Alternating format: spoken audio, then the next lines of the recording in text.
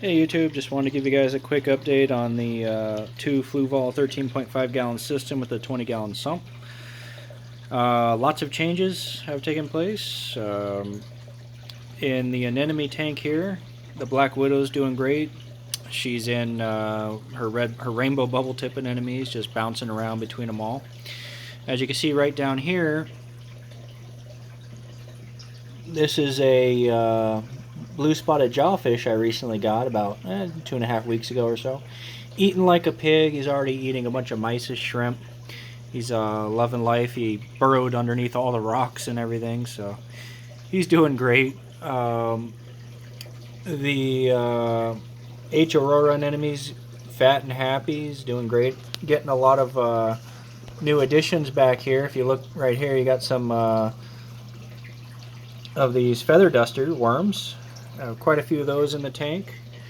Ended up having to give away my green bubble tip anemone because of the anemone warfare. Just wasn't going well with my other bubble tips, and as you can see, the other bubble tips are all out, doing much better. Almost lost two of my bubble tips from warfare. This little guy here, and if I come around the side here, you'll see this little guy up here on the right here in the middle of the picture here. Yeah, unfortunately almost lost them due to an enemy warfare, so I'm happy to get them back. As you can see, my one of my zoanthids fell down the rock here. I had to pull him out of that little area due to the blue spotted jawfish burrowing under the rock there. Another big change over here is I got all these new torch colonies here, torch corals.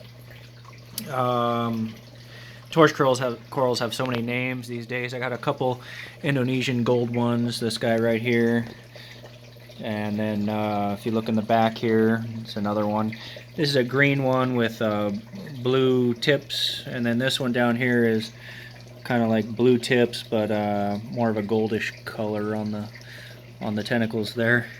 Unfortunately, one of them smacked my weeping willow toadstool. He's got a big hole on the top of him there. I don't know if you could see it, but yeah, unfortunately. He's healing up nicely. Hopefully things turn out okay. If you can see this guy up here, he's doing much better. If you look at the bottom tentacles there, you can see that he's starting to color back up, this peach tip torch coral, but he's still very white, unfortunately. And I've got quite a few of these new mushrooms. There's, if you can see one right there, there we go. And then down here's another one. They're doing great. Got them all in a pack, kind of like a package deal. If you can look in the back here, you might be able to see a bunch more. Kind of hard to see with the torches in the way. There we go. But they're all going to be going into the new tank. Going to be adding it probably, hopefully within the next month or so, a couple weeks. I've already made the stand. If you can see right here, it kind of goes at an angle. I'm going to try to fit it right behind the tank here. It's going to set down right in there, and then all the electronics are going to go inside the stand. So in that tank, we're going to try to put some mushrooms and some softies, a little bit less aggressive corals for it. Here, let me get you guys the back side of this tank. Show you what's going on back here. Yeah, there we go. This gives you guys a little bit better picture of all the mushrooms and the gold hammer colony I have back there. As you can see, everything's going well. No problems. You can see all the coralline growth I've had on the back there. And the only maintenance I do, guys, is I just do 5-gallon water changes once a week. And then I clean out my skimmer, which is right down here. Pretty much once a month, full clean out. And then every week or so, I'll take the cup out and clean it out. I do a lot more dry skimming than wet skimming.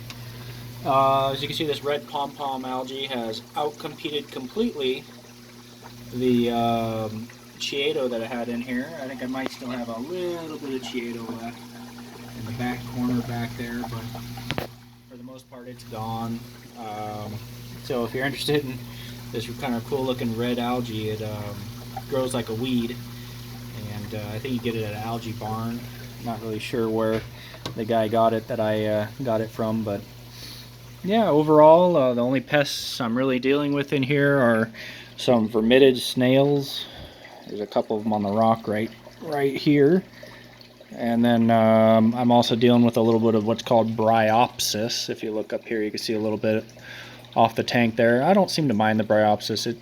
It's not a big deal to me, but a lot of people don't like it, and antifungals will take care of that. And then the vermitids, you just have to feed less, and you don't have to, and they'll end up dying on their own. All right, guys. Well, till next time. Hopefully, when I make another video, I'll have the new tank set up. All right, take care.